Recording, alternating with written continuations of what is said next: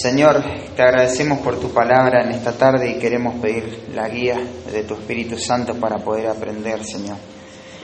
Qué privilegio tenemos, un grupo de hijos tuyos, Señor, un grupo de personas aquí reunidas en torno a tu Escritura, Señor, en torno a tu voz, lo que tú has dejado, Señor.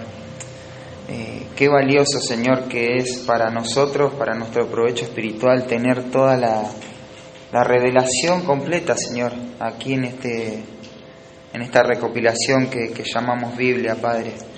Qué privilegio, Señor. Ayúdanos a ser conscientes de ese privilegio y poder honrar este tiempo con nuestra atención, con todo lo que esté a nuestro alcance para poder escuchar tu voz, Señor. Pido por mi vida espiritual también, por las palabras, Señor, que he preparado para mis hermanos que puedan llegar como palabra tuya y hacer el efecto que tú esperas, Señor, que tú te has propuesto, que es claro, en tu palabra dice que tú la envías para dar salvación y santificación, Señor, crecimiento. Y esperemos que eso ocurra en esta tarde. En el nombre de Cristo Jesús, amén. Antes de comenzar con la meditación, quiero contarles una historia de un hecho verídico que ocurrió. Esta historia trata acerca de una familia que vivió en Estados Unidos. Horacio Spafford y su esposa Ana vivían en la zona de Chicago. Horacio era un exitoso abogado, así como un devoto cristiano. Sin embargo, una serie de tragedias azotaron esta familia en la década de 1770. Fueron años muy difíciles para la familia Spafford. Perdieron a uno de sus hijos que tenía apenas 2 años de edad. Poco después, el gran incendio de Chicago, en 1871, golpeó financieramente a la familia, destruyendo por completo las propiedades en que Horacio había invertido gran parte de su dinero.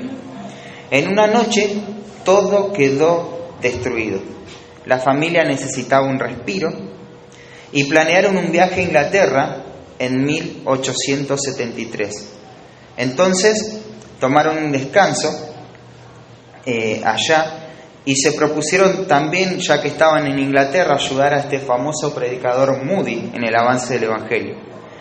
Iba a ir la familia ese año, pero un compromiso de último momento impidió que el papá, Horacio, pudiera ir en aquel momento. Sin embargo, para no echar a perder las vacaciones de la familia, envía a su esposa y sus 4 hijas para Inglaterra.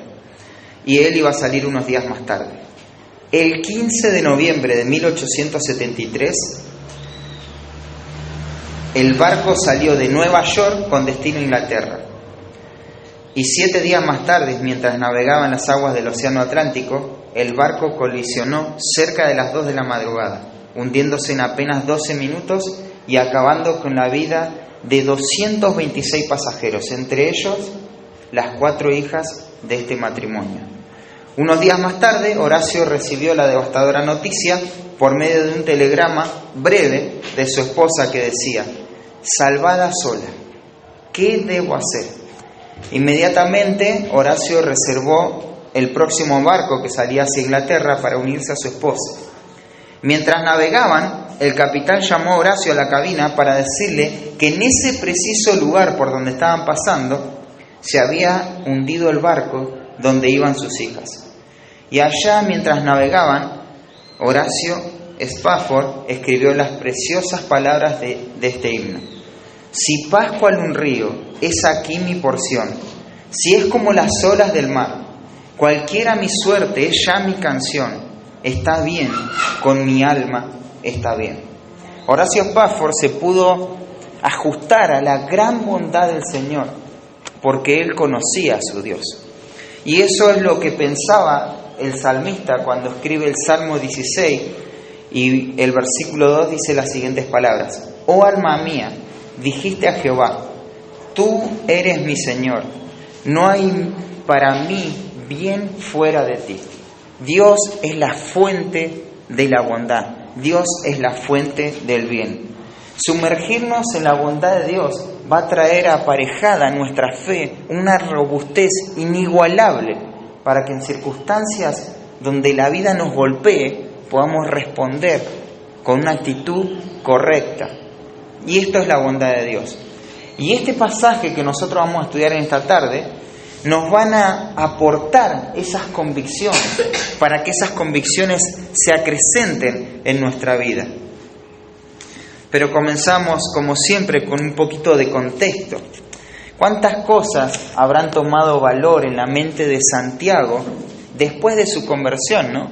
Cosas que se relacionaban con el crecimiento en su infancia en relación a su hermano mayor. Era nada más y nada menos que Jesucristo. Ahora comprendo, diría él, por qué su hermano nunca fue disciplinado, nunca fue corregido. Claro, él nunca tuvo una mala actitud, nunca mintió, nunca tuvo una contestación sin pensar, siempre fue generoso, justo, servicial, amable, atento, y podríamos seguir, ¿no? Quizá algo que destacaba de forma notable era la bondad que tenía su hermano, lo confiable que era y cómo se mantenía firme en todas las cosas que decía. Claro, después que Santiago pasó de muerte a vida, pudo comprender que la bondad de su hermano mayor no tenía que ver con algo humano, sino que era la naturaleza misma de la realidad de la persona divina, la cual estaba compartiendo con su vida, ¿no? Para este momento, en cuando Santiago escribe estas palabras del capítulo 1, versículo 16 al 18, estas verdades ya estaban asimiladas y asentadas en su mente. Él conocía acerca de la bondad de Cristo. No solamente por lo que las escrituras del Antiguo Testamento decían acerca de Cristo, sino porque él vio a su hermano, él vio a Jesús. Y el libro de Colosenses nos dice que Jesucristo es la imagen del Dios invisible. En él habita corporalmente toda la plenitud de la deidad. Y ahí está su hermano. Probablemente una vez que sus ojos espirituales fueron despojados de esa ceguera, Santiago dio un giro profundo en cuanto a lo que pensaba del Señor. Para Santiago, antes Cristo era alguien que estaba fuera de sí, que tenía que entrar en razón. Pero ahora Él era su Salvador, Él era el glorioso Señor Jesucristo. Esto es lo que pensaba así. La fe en Cristo se expuso de manera notable en su vida, en la vida de este hombre. Y no por ser Santiago alguien especial, como que él dio giro y él fue el distinto. No. Sino porque esta es la verdadera marca de un hijo de Dios. Algo que contrasta en tu vida. Antes de conocer a Cristo es como si la luz y las tinieblas estuviesen gobernando en la vida de una persona. Pero con Cristo se enciende la luz y es de día. Y así como es diferente el día de la noche, así se ve de distinta la vida de una persona que es rescatada por la gracia de Dios. Y es lo que Santiago quiere para estos destinatarios, para estas personas a las cuales les escribe. Que ellos vivan su salvación, que lo que una vez profesaron se demuestre por el modo en que viven. Para Santiago, la salvación, la nueva vida en Cristo tiene que afectar, tiene que alterar todas las expresiones que una persona tiene mientras está acá en la tierra. Pero ahí tenés a estos creyentes judíos. Muy pronto llega la persecución a sus vidas y ellos tienen que salir huyendo de Jerusalén. Ahora están dispersos y en pruebas. ¿Y qué hizo la prueba? Bueno, la prueba sacó a luz lo que debía corregirse, tanto en su interior como en su exterior. Todo lo que debía corregirse. Ellos estaban teniendo actitudes mundanas, poniendo la mirada en sus propios problemas, victimizándose de las circunstancias, pensando mal de Dios, quejándose, apartando los oídos de la palabra de Dios, sin mostrar bondad ante las necesidades de otros, buscando posiciones, haciendo distinciones entre ellos mismos, teniendo toda clase de pelea. Y la lista sigue y sigue, podríamos hablar tantas cosas que expuso a la prueba. Sin embargo, Santiago lo podría resumir de forma categórica diciendo, están actuando, están viviendo en forma contraria al Evangelio. En resumen, es como ellos estaban actuando en forma contraria al Evangelio. Por esta razón, Santiago los va a poner en el camino. ¿Cómo lo hace? Por medio de mandamientos, de órdenes, a fin de que ellos puedan manifestar vida espiritual. Cada una de las exhortaciones de esta epístola van a traer robustez a la vida espiritual del creyente. Cada una va a trabajar para que el creyente pueda madurar, haciendo de su fe una fe sólida, firme. El creyente verdadero va a escuchar estas órdenes, va a luchar en su corazón en parte, pero va a obedecer y él va a avanzar de esta manera. Pero al mismo tiempo, el que solo se asió de una teoría, de simplemente lo externo del cristianismo, estas exhortaciones cada vez se van a hacer más y más pesadas al oído, difíciles de sobrellevar. Déjamelo expresarte de esta manera. Estas verdades traen arrepentimiento al corazón del creyente. Y aunque tienen luchas, como te dije recién, él quiere más de esto. Él quiere saber más en cómo se vive la salvación. Y es como si su vida espiritual clamara así: ¿qué más? ¿Qué más, Santiago? ¿Qué más tengo que aprender? ¿Qué más necesito saber? ¿Qué más tengo que cambiar? ¿De qué cosas me tengo que arrepentir? Por favor, Santiago, ayúdame a darme cuenta, así puedo vivir mi salvación conforme a la voluntad de Dios. Pero el mero profesante va a tener una actitud de resistencia. Él no encuentra ningún beneficio para su alma en escuchar estas palabras. Él no encuentra ningún deleite en todo lo que se dice que hay que obedecer. Él diría algo así: ya basta, esto es demasiado. Demasiadas cosas ya se están acumulando en la vida cristiana. ¿No será que se te está yendo la mano, Santiago? Esto ya es muy exagerado. Hasta cierto punto te creo, pero ya no quiero saber más nada. Déjame con lo sencillo, con lo fácil de hacer. A través de la obediencia, Santiago quiere que el creyente muestre esas marcas que evidencian la fe genuina salvífica. Por eso él utiliza este método. Los va a exhortar una y otra vez en medio de esta situación. Claro, Santiago no ofrece una terapia a la manera de este mundo. Él no da una falsa esperanza.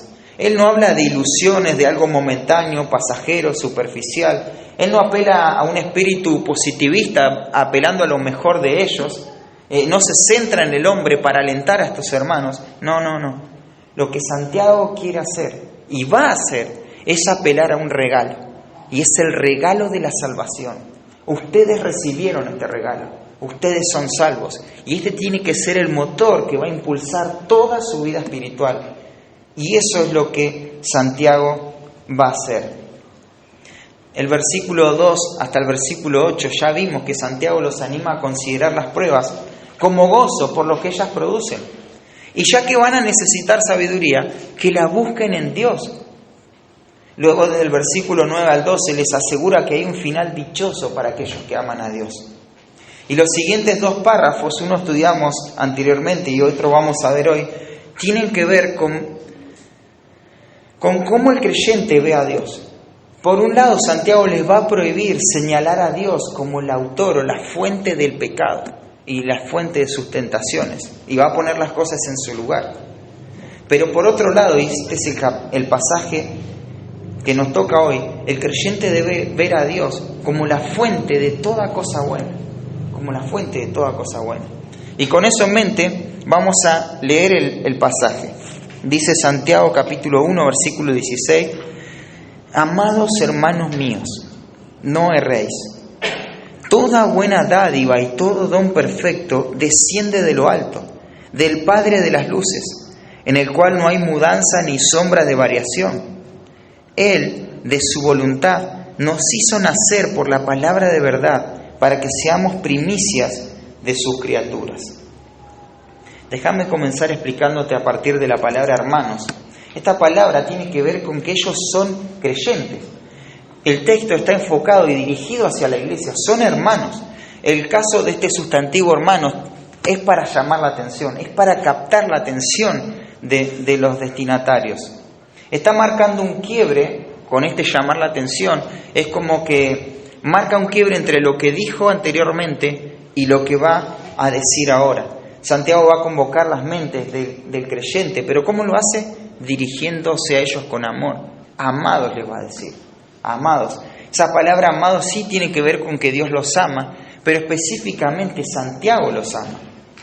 Dijimos que este pastor ama a las personas. Y este amor no es algo que está escondido en su vida. No es algo que tenés que sentarte y hablar 5 horas con él para darte cuenta que ama. No, se nota. Él empezó a escribe 105 versículos y te das cuenta de cómo ama a estas personas. Él lo ama, los ama a estos hermanos. Y fíjate cómo se estrecha la idea ahí con el determinante, amados hermanos míos. Ese míos dice que son posesión de Santiago. Ellos son sus amados, le pertenecen, pero no porque Él sea el Señor de sus vidas, sino porque Él se identifica con los lectores. Hermanos, yo soy uno de ustedes, pero no solamente soy uno de ustedes, soy uno con ustedes, estoy en medio, soy una oveja, yo los amo y ustedes conocen acerca de esto. Claro, Santiago, por lo que les va a decir, él no quiere que ninguna forma mala interrumpa la comunicación en la instrucción que les va a dar. Es tan solemne el tema que va a hablar Santiago que lo primero que hace es llamar la atención con amor.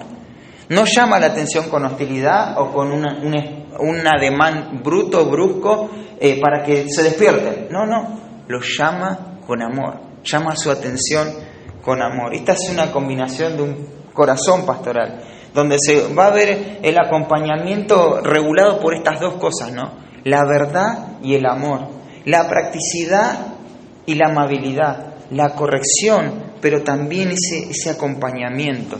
Y lo hace de esa manera y le va a decir, no erréis. Lo que le va a decir es tan importante que para mostrar el realce de este mandamiento, en realidad en el texto original hay un énfasis posicional acá. ¿A qué me refiero? Que literalmente no dice, amados hermanos míos, no erréis, sino que empieza invirtiendo el orden de las palabras. Empieza con la negación, el adverbio no, y después el verbo, no erréis, y después va a decir, hermanos amados míos. Porque esto es importante. No erréis, hermanos amados míos. Esta palabra, errar, es la palabra griega planao, donde conocemos la palabra española planeta, ¿no? Y tiene que ver con que el planeta anda girando en una órbita y no tiene un punto de llegada, ni un punto de partida, ni un punto de llegada, ¿no? Gira simplemente, va divagando. Ahora vamos a ver un poquito más el sentido. Pero para captar bien el sentido del verbo, veamos un poquito de su estructura. Por el modo del verbo sabemos que esto es un mandamiento, es una orden, no es una sugerencia, ¿no? Pero también el aspecto del verbo nos indica que esto no es algo que se tiene que hacer una vez, sino que hay una continuidad, constantemente. Esto tiene que obedecerse sin interrupciones, sin titubear, de una forma decidida y constante. Pero una traducción que hace justicia con la voz del verbo, lo podríamos decir así, no os engañéis, tal como lo traduce la versión de las Américas, hermanos, no os engañéis. En lo personal creo que lo que mejor encaja, la mejor traducción sería así, no seáis engañados. Hermanos, no seáis engañados. Engañar tiene que ver con extraviarse, descarriarse. Generalmente se refiere, como te decía recién, a andar errante, divagar. Se utiliza este término ahí en el Evangelio de Mateo, capítulo 18, versículo 12, cuando Jesús está contando esta parábola de la oveja perdida, ¿no? Y que va a decir, ¿qué os parece si un hombre tiene 100 ovejas y se descarría una? Ese es el mismo verbo, planao, de engañados. Se descarría, se sale del camino. En el pasaje paralelo en Lucas dice, si una oveja está perdida, anda errante. Claro, vos podés imaginar ahí a la oveja y lo que está diciendo Santiago, no tiene que ver con un suceso repentino, sino con algo gradual, con algo que se hace paso a paso. Tal como vimos cómo se peca, ¿no? En el contexto anterior, cómo es el pecado. Que el pecado no es un hecho aislado, sino un desvío en forma progresiva, que comienza en el corazón y se exterioriza, ¿no? Se materializa en la práctica. Así que acá el sentido es el mismo, es un engaño sutil, es un engaño sucesivo, pero profundo, ¿no? Que está en lo más profundo. Ahora, déjame mencionarte algunas cosas más en cuanto a la forma, a la construcción gramatical, cómo está dada esta orden. No lo inventó Santiago. Santiago no propuso esto y todos lo empezaron a imitar. Esta forma de discurso ya se utilizaba en el tiempo de Santiago por ciertos pensadores populares de la época. Ciertos filósofos utilizaban esta construcción para contrarrestar una realidad innegable y hacer una transición entre un tema que se va a incorporar luego. Esta expresión marcaba una transición entre lo que se dijo anteriormente y lo que se va a decir después, pero todo en vista a una realidad innegable. Y vemos cómo funciona esto en el Nuevo Testamento, ya que Pablo también utiliza este mismo método. Acompañadme un versículo ahí en 1 Corintios, capítulo 6. 1 Corintios 6, 9. Dice, es una pregunta, ¿no? ¿No sabéis que los injustos no heredarán el reino de Dios? Y fíjate lo que dice después de la pregunta. No erréis. Esa es la misma expresión. No seáis engañados. Ni los fornicarios, ni los idólatras, ni los adúlteros, ni los afeminados, ni los que se echan con varones, ni los ladrones, ni los avaros, ni los borrachos, ni los maldicientes, ni los estafadores heredarán el reino de Dios. No erréis. Los corintios estaban en un camino peligroso del autoengaño. Y entonces Pablo les exhorta a no desviarse, no extraviarse. Y la realidad evidente es que una vida de arrepentimiento está marcada por un contraste pertinente entre lo que fui y lo que soy ahora. El que fue alcanzado por la gracia de Dios le va a dar la espalda a aquellos pecados que antes lo esclavizaban. Y fíjate el contraste que hay acá. Sí, ellos, el versículo 11 dice, y estos eran algunos, mas ya habéis sido lavados, ya habéis sido santificados, ya habéis sido justificados. Ese ya habéis sido te tiene que llamar la atención. Porque podría haber dicho, ya habéis sido lavados, justificados, santificados. Pero hay un énfasis ahí. Ya habéis sido, ya habéis sido, ya habéis sido. Significa que ahora son otra cosa, hermanos. Ya no son lo que eran antes. Antes eran algunos de estos, ustedes. Antes vivían en estos pecados. Pero no se tienen que autoengañar en hacer concesiones con su vieja vida. Y justificar sus pecados porque esto no tiene nada que ver con lo que son ahora. Ahora son otra cosa. Hay una nueva realidad en su vida ahora que conocen a Cristo. Y eso es innegable. Santiago capítulo 6, Gálatas capítulo 6. Santiago no tiene 6 capítulos. Así que vamos a Gálatas mejor. 6, 7 dice, no os engañéis, Dios no puede ser burlado, pues todo lo que el hombre sembrare, eso también segará. La realidad innegable acá es que Dios no puede ser estafado de ninguna manera. Pero una persona puede autoengañarse trayendo a su mente en forma gradual pensamientos mentirosos en cuanto a chantajear a Dios. ¿Por qué? Porque todos de oídas sabemos que Dios todo lo ve y eso significa que Él es omnipresente. Él todo lo sabe, eso significa que Él es omnisciente. Sin embargo, ¿cuántas veces se esconden cosas, no? Como si Dios no lo pudiera ver.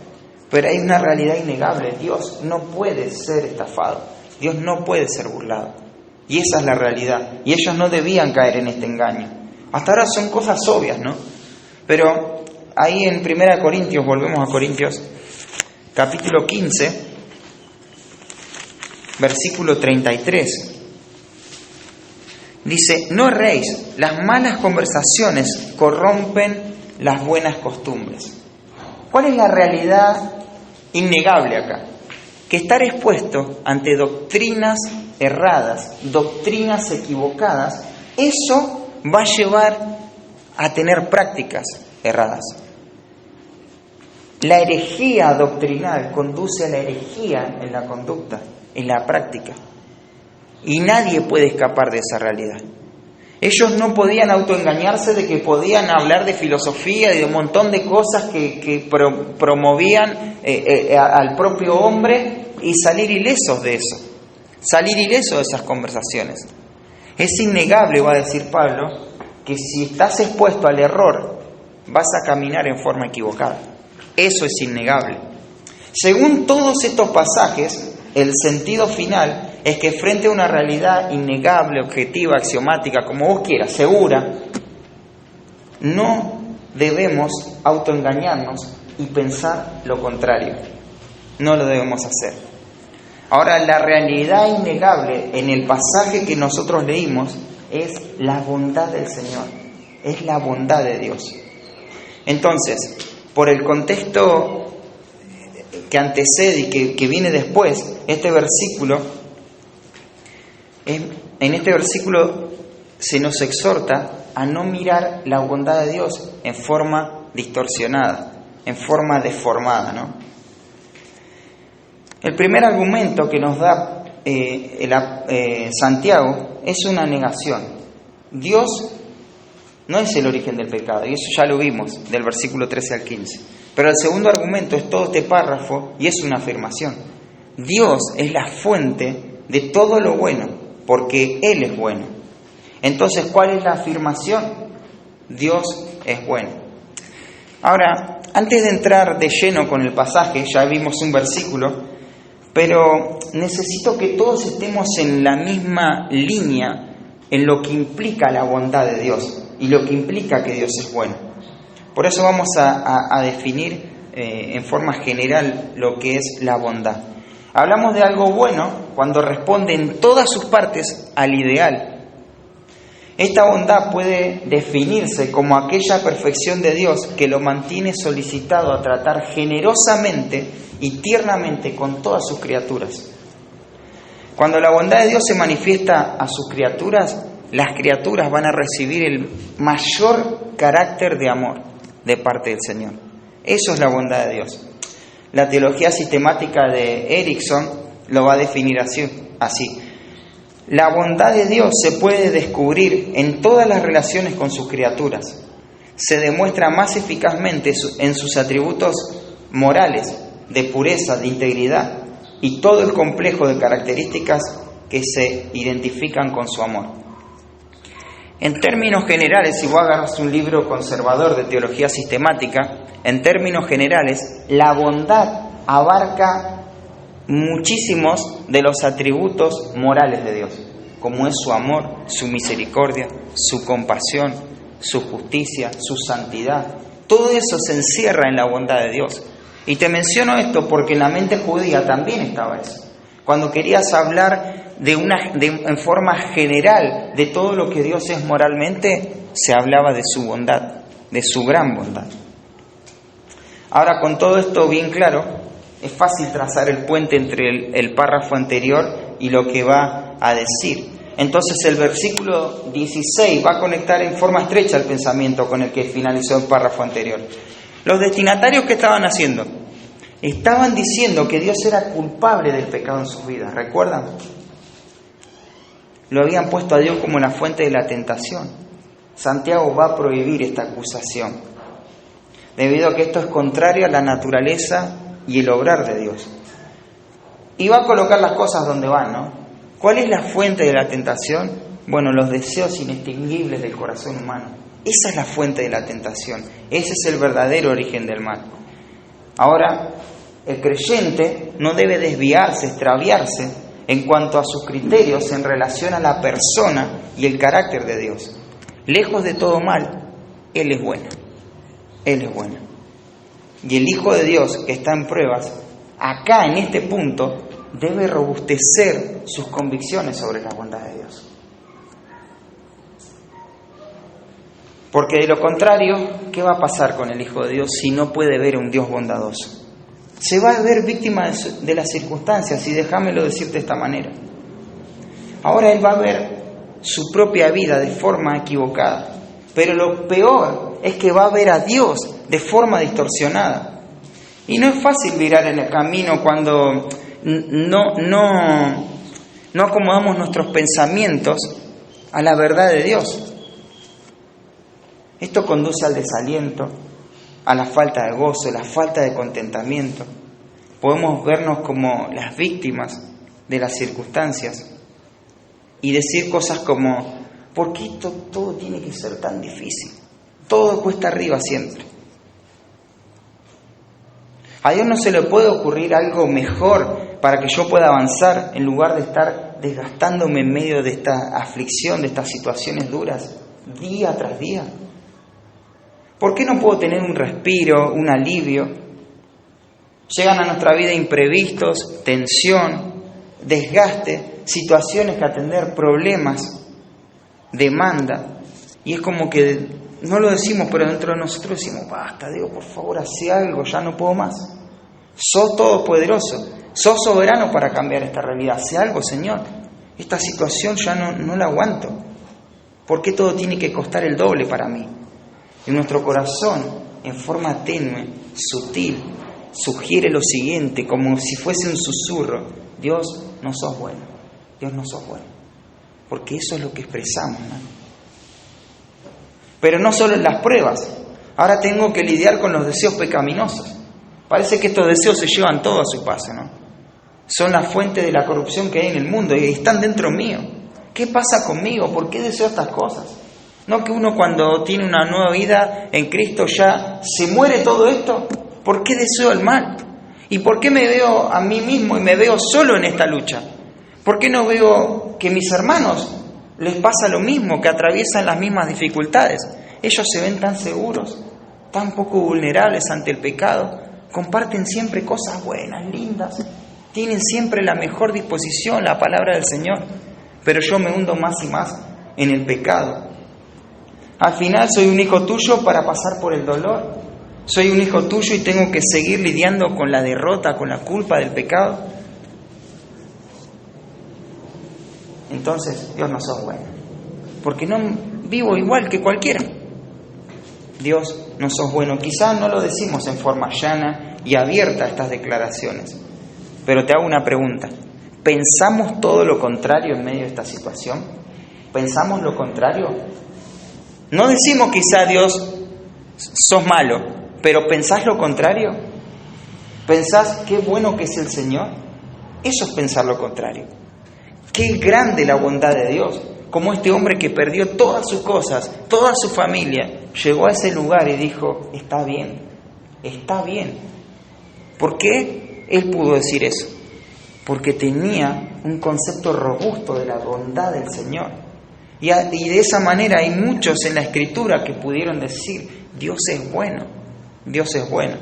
Entonces este pasaje nos muestra la necesidad que tenemos de aferrarnos a la gran bondad de nuestro Dios. Y Santiago nos va a revelar que Dios es el origen de la bondad. Y tanto en su trato como también en la esencia de su persona lo vamos a poder ver. Pero también lo vamos a ver en sus propósitos de redención. Vamos a ver de forma contundente la bondad de Dios. Y todo esto, hermanos, todo este tema acerca de la bondad de Dios va a traer consuelo al corazón afligido, consuelo al corazón del creyente, pero a su vez va a traer convicciones para hacer frente a las tentaciones. Claro, bajo la conciencia de la bondad de Dios, ahora te enfrentás a la tentación y decís, no le puedo hacer a esto a mi Señor, Él es bueno conmigo. Y vas a huir, vas a tomar una actitud correcta. Por eso es necesario lo que hizo Santiago. Él explicó todo y ahora te está diciendo que Dios es bueno. Ya nos pasó por las pruebas, ya nos pasó por las tentaciones y ahora nos dice que Dios es bueno. Pero por otro lado, esta orden de no extraviarnos en cuanto a lo que Dios es, como te decía recién, no puede ser obedecida por aquellos que no aman al Señor. El inconverso no puede ver a Dios como el origen del bien, ya que ¿qué ve en Dios? No ve lo bueno, ve una amenaza a su propia felicidad. Quizás sabe que es el camino correcto, pero no es el camino bueno para mí, para que yo lo siga. ¿Por qué? Porque esto de la vida cristiana trae muchas restricciones a mi vida, a mi felicidad. Hay muchas prohibiciones en el Evangelio que van a robar mi bienestar, me van a sacar todo lo más lindo, lo placentero de la vida. Dios ofrece una vida correcta, sí, pero una vida desabrida, insípida, aburrida, que no va ni para atrás ni para adelante. Si pensás eso de Dios y su voluntad en su gran bondad, déjame decirte que no voy a intentar convencerte de lo contrario, porque no se trata de argumentos, se trata de la salvación. Porque una de las cosas que hace el Evangelio es cambiar tu mentalidad de un Dios inerte, distante de mí, que no tiene nada que ver conmigo, a ver la bondad de Dios, Por eso lo que Santiago hace acá es, más que traer información nueva, es traer afirmación fresca a la vida del creyente. Y Santiago va a mencionar a estos lectores 3 realidades para no desviarse de la certeza de la bondad de Dios. Estas 3 indicaciones proclaman la bondad de Dios. Mira, hermano, cada una de estas indicaciones va a repetir al corazón del creyente: Dios es bueno, Dios es bueno. Entonces, si querés poner ahí el título, es la certeza de la bondad de Dios. Y vamos a ver 3 realidades que sostienen nuestra certeza en cuanto a la bondad de Dios. Hoy vamos a ver solamente el versículo 17, la semana que viene veremos el versículo 18. Pero dice, la primera realidad que sostiene nuestra convicción, nuestra certeza en cuanto a la bondad de Dios es la siguiente: es el trato paternal de Dios. Dios es nuestro Padre, Dios es nuestro papá. Y eso es una realidad que sostiene nuestra confianza, nuestra certeza, como te decía, de la bondad de Dios. Podemos confiar en Él. Fíjate cómo lo dice toda buena dádiva, todo regalo, podríamos decir, todo regalo, o cada regalo, dice, y todo don perfecto. Acá hay una leve distinción entre regalo y don perfecto. Uno tiene que ver con el acto de dar o la donación, y otra palabra tiene que ver con el regalo mismo. O sea, todo acto de dar y todo regalo viene de lo alto, desciende de Dios. Si bien hay una leve distinción entre las dos, la intención original del autor es que mantengamos esto en unidad, en un solo paquete. Porque si habría una distinción clara, fíjate cómo está el verbo. El verbo es desciende. Todo regalo y toda buena dádiva sería descienden, ¿no? Descienden. Pero dice desciende nomás. Pero tenés la conjunción ahí, la I, que me está sumando ideas, que me está diciendo el don y la dádiva, ¿no? Sin embargo, tenés que descartar que acá hay 2 sujetos. Y esto no es contradictorio a la gramática, tiene sentido. ¿Por qué?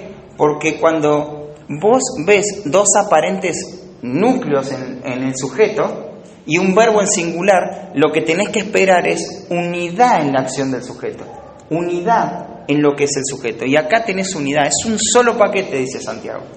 Tanto la dádiva y el don están envueltos con el mismo papel de regalo y desciende de lo alto. Es una sola cosa. Por eso no deberíamos marcar una distinción tan severa entre las 2 cosas, ¿no?